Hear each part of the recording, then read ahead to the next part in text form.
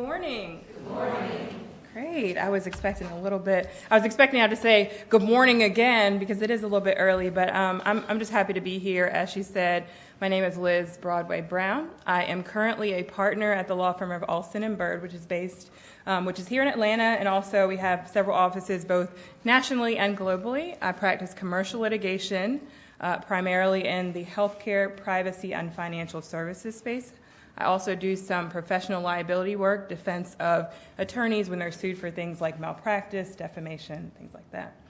I also serve, my other full-time job is president of the Georgia Association of Black Women Attorneys. We are a statewide voluntary bar organization that has nearly 600 members across the state, and of all kinds of practice areas, and we also have student members.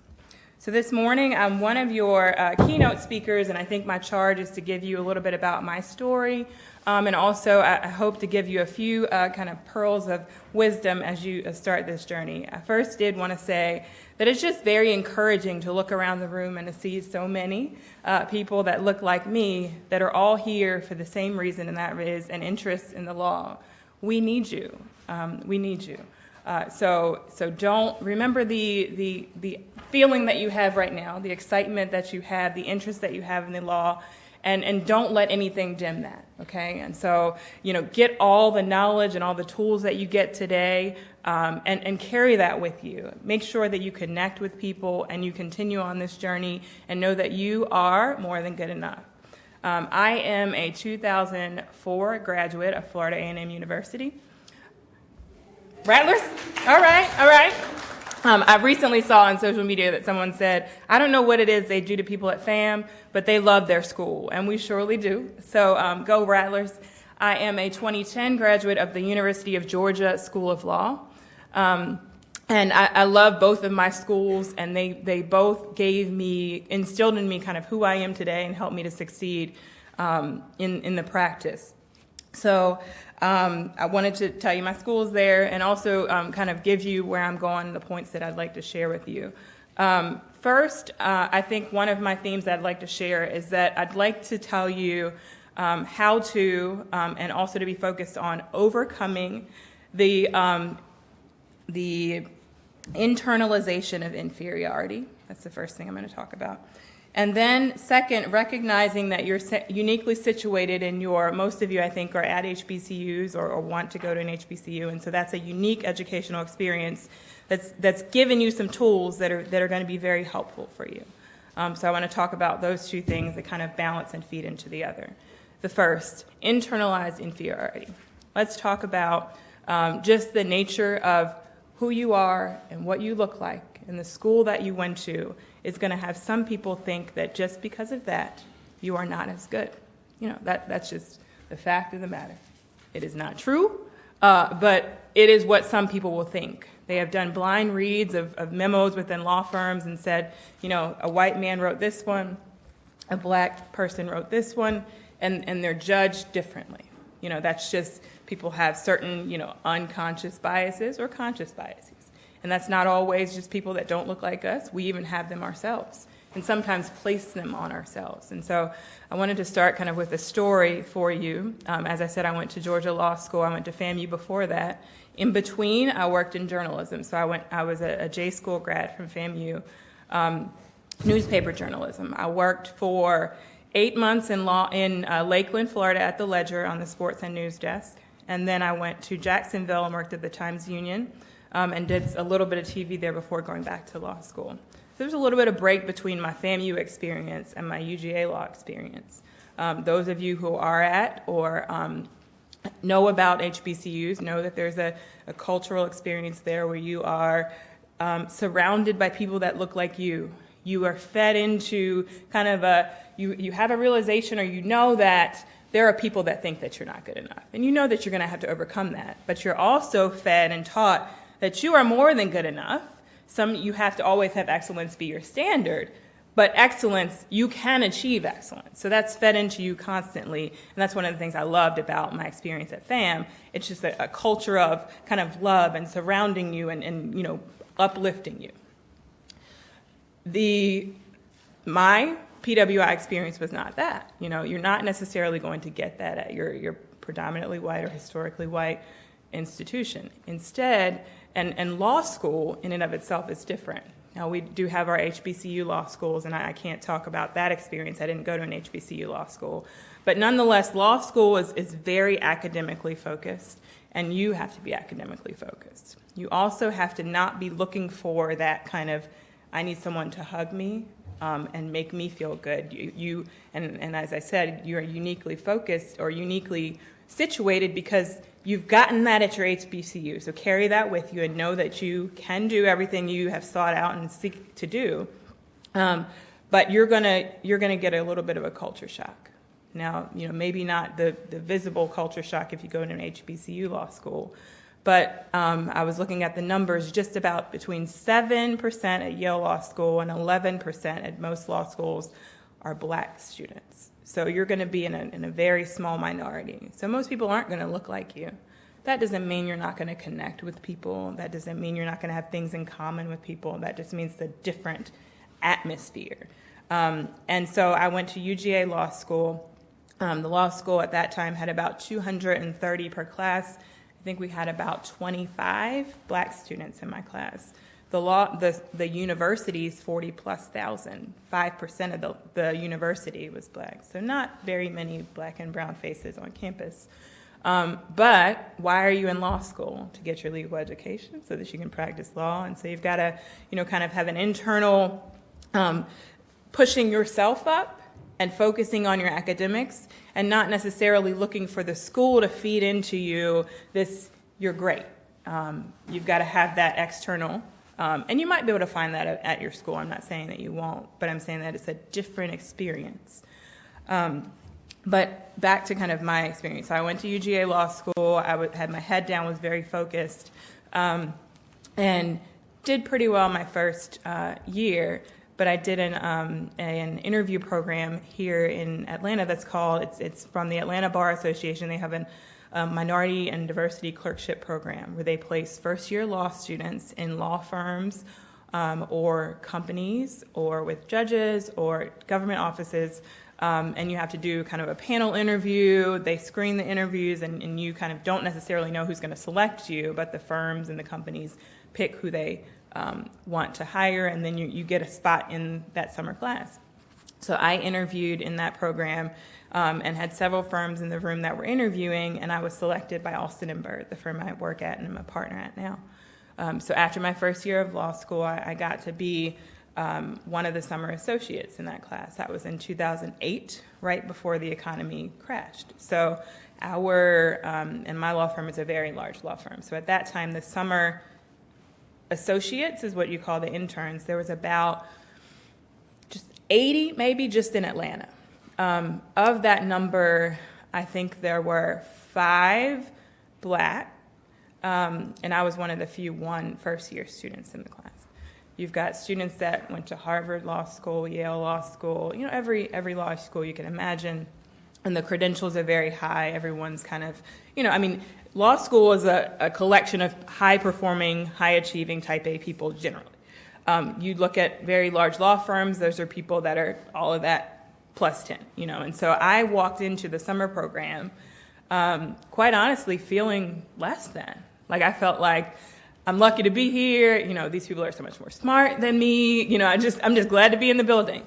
And I think with that made me, it was good that I felt lucky to be in the building because I worked very hard and didn't take anything for granted. But it also led to a little bit of what I called internalized inferiority. Like I'm walking around thinking the guys that went to Harvard or the women that went to Harvard are smarter than me, just because, I know nothing about them.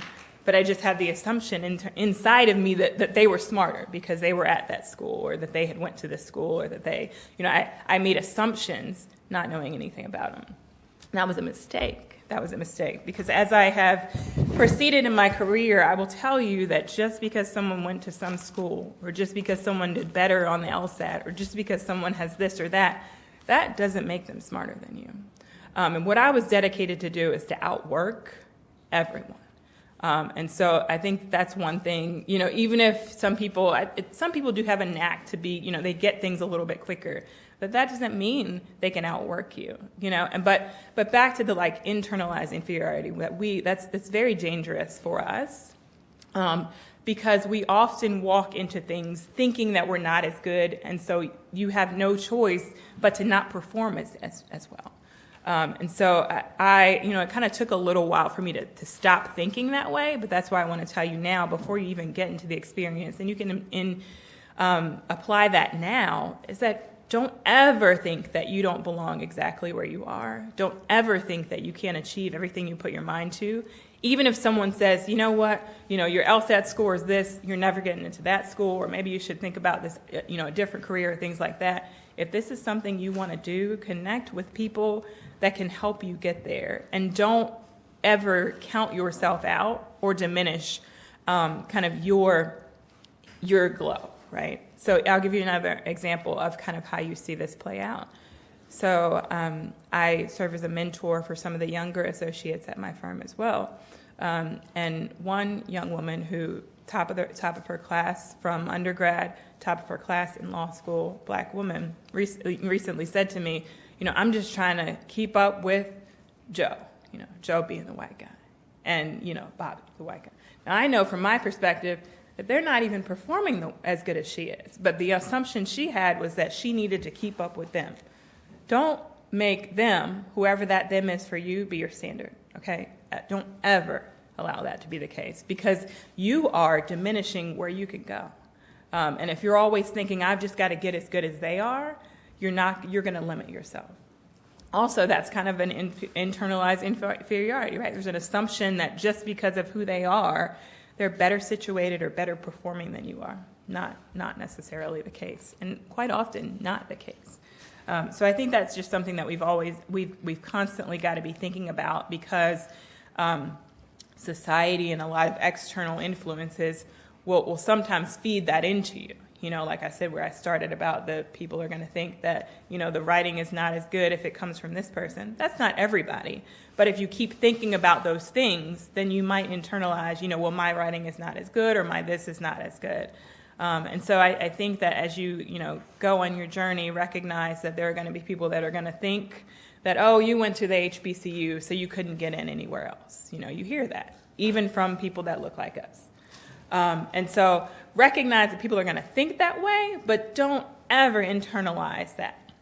On the second point that I wanted to make, I really, really cherish my HBCU experience, because I do think that it prepared me to be able to, on the day-to-day, deal with some of the things that, come my way, whether that's picking and choosing your battles, battling that internalized inferiority complex that we get, and all of those things. So never forget that experience and make sure that you carry that with you. I think that at an HBCU, you learn about the history and culture of, all of the things that our ancestors had to go through. And not even necessarily our ancestors, some people that are still walking around today, that they, would probably cry if they walked into the room today and saw the number of Black and brown faces that are going to go to law school, that are going to be in the legal profession. I mentioned that I'm president of the Georgia Association of Black Women Attorneys, and now we have 600 members or so. When it started in 1981, they were able to meet in the living room of the president, right? And so it was a very small number of Black women, and they were concentrated mostly here in Atlanta.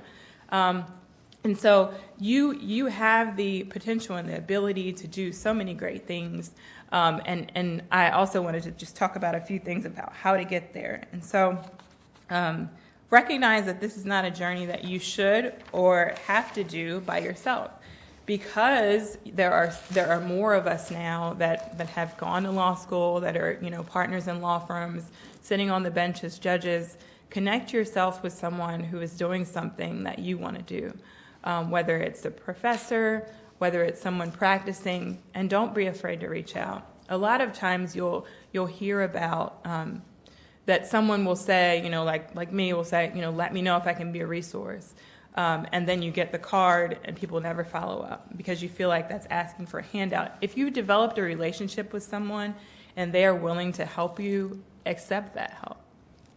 Recently I was talking with a law student who I met at Georgia, who one of the judges here had reached out to them and they've been a mentor for them. And the judge told them that person doesn't have a job right now, the student. And the judge said, look, give me names of firms that you're interested in, and I'll make a call for you. And that student said, well, I don't think I'm going to do that because I don't want them to think that I'm asking for something. Let me tell you, that we cannot do that. If you've developed a relationship with someone and they are willing to help you, let them help you.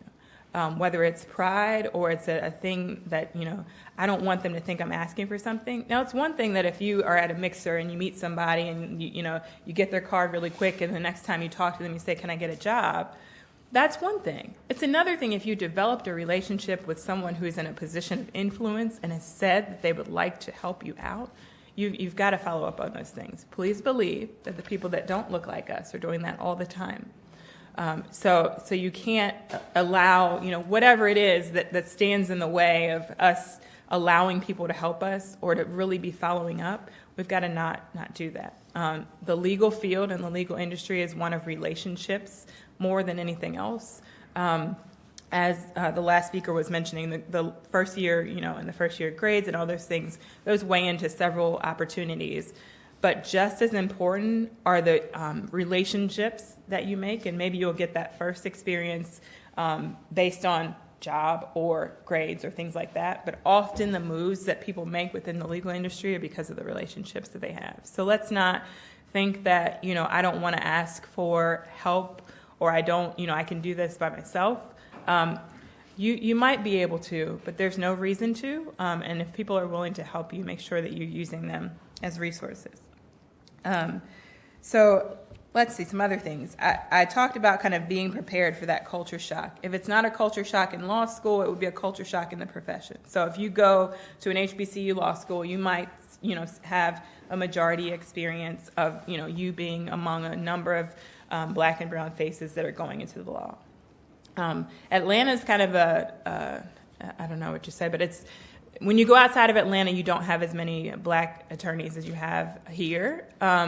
Even in the state of Georgia and other states, I practice in federal court and often am the only woman or brown face in the courtroom. And so you're gonna have a little bit of that, but be prepared for it and always just be on, kind of on your game. And I think that your foundation in the HBCU teaches you that's what we're taught to do and trained to do, and that's what you can do. On the second kind of aspect of it, I'd say that also be willing to pick and choose your battles. And so there will be things at every stage of this journey that will frustrate you, whether it's internal and it's schoolwork or it's a professor or it's things like that. But it's important to have people that you can bounce things off of on the peer level and on the mentor level to say, is this something that I fight or is this something that I, kind of work through? Because if you fight every battle, you'll be exhausted and you won't be able to go day to day. I even have battles that I deal in the day to day, and you kind of weigh, is this something that I have a conversation about? Is this something that I, elevate? And so kind of pick and choose your battles and the things that get to you. Be available and always eager to learn. So it kind of goes hand in hand to what I said about kind of being willing to have people help you. Also, showing an eagerness and a willingness to kind of do the things that maybe some people might not want to do.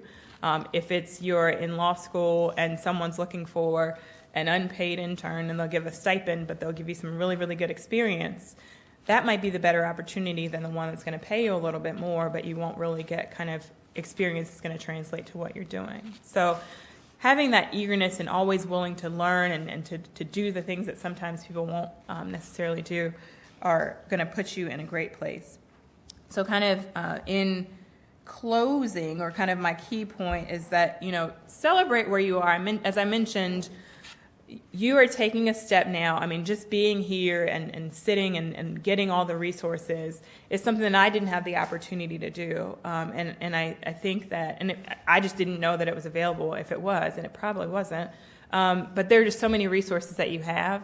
And so also just be excited and happy about what you've done so far. There are a lot of people that would like to be sitting where you are, that would have liked to be in the schools where you are, and you can be a light and a resource for other people too. And so as you continue along your journey, bring other people with you. Don't let anyone dim your light. Connect with people that are going to pour into you, but also give you critical feedback to help you to succeed. And recognize that this is not a journey you have to do alone, nor should you do it alone. There are people that are probably doing just about anything you would like to do. And so figure out how to connect with them, and don't be afraid to follow up. So that's what I have. I am willing to have questions if you'd like. I also have some cards, but I know that we have other speakers, so I don't want to, but I think I might have. I'm not sure where the timekeepers are, but thank you. So as I said, I'm happy to be a resource for those of you who are in Atlanta or not in Atlanta. I grew up in Delaware, and my family's in Philadelphia, so I'm Northeast based, or not based, but my roots are in the Northeast, but I'm here in Atlanta, and definitely happy to always chat or meet with anybody that you'd like. If you're here locally, definitely connect with me. But also we have a lot of technology, so I'm happy to connect. Thank you. Once again, congratulations for taking this step and investing in yourselves, and be motivated by the potential that you have, and the things that you stand to do, and don't ever, ever let anybody tell you that you can't be anything that you want to do. Thank you.